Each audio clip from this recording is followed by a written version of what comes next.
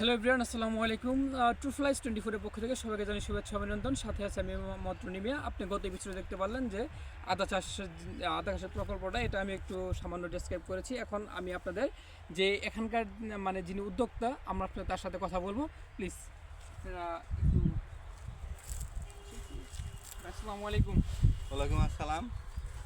কাছে আসুন। আপনারা দেখতে পাচ্ছেন না, আমরা এখন এটা দেখতে পেলাম যে এত সুন্দর একটা উদ্যোগ। মানে বিগত কিছুদিন আগে দেখলাম যে আদা চাষ বস্তার ভিতরে চাষ করার মাধ্যমে অনেক সফলতা পাইছে। সো আপনি এখানে এই আদা চাষটা যে করেছেন, এটা মনে হয় আমার মনে হয় মেবি জাহাঙ্গীর জেলার ভিতরে প্রথম যে এত সুন্দর একটা উদ্যোগ নিয়ে আপনি আদা চাষগুলো করেছেন। আপনার মাথায় এই চিন্তা ভাবনাটা আসলো থেকে?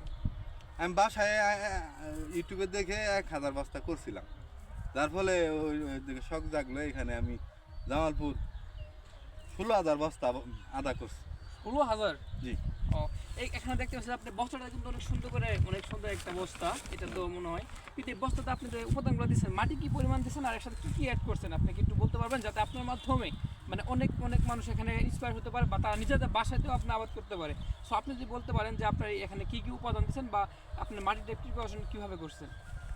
যে এটা মাটি দিছি 20 থেকে 25 কেজি।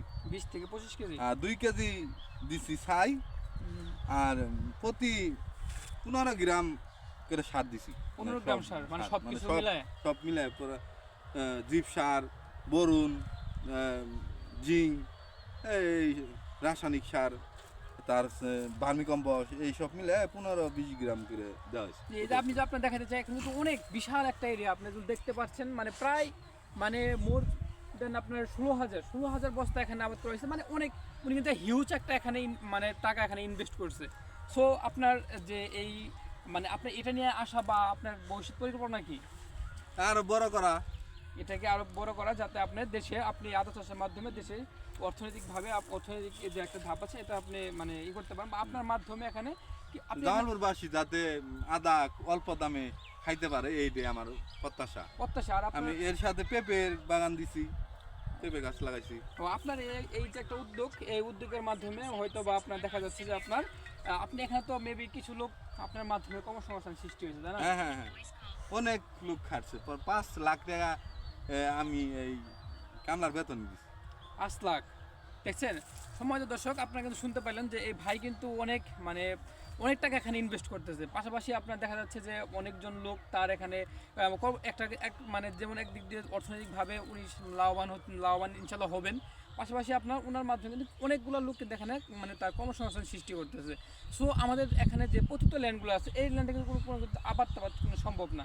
যেমন এই যে ভাই এখানে একটা চালু করছে, হয়তো ভাই এটার পরিধি বাড়াবে।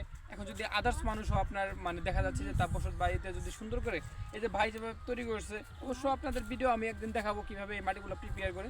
এতটা কঠিন কিছু না।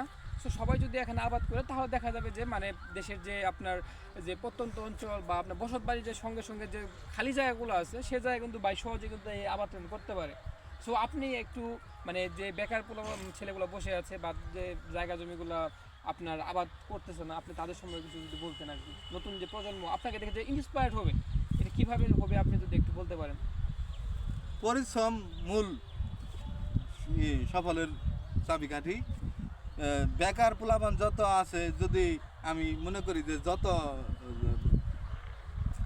মানে প্রতি জায়গা পড়ে আছে, এই সব জায়গার মধ্যে যদি কেউ এইসব করতে চা, তাহলে আমি মনে করি যে লাভবান হতে পারে। কারণ পেঁপে গাছ, তারপরে আদা, বস্তায় আদা, আরও অনেক কিছু আছে, মরিচ, এইসব।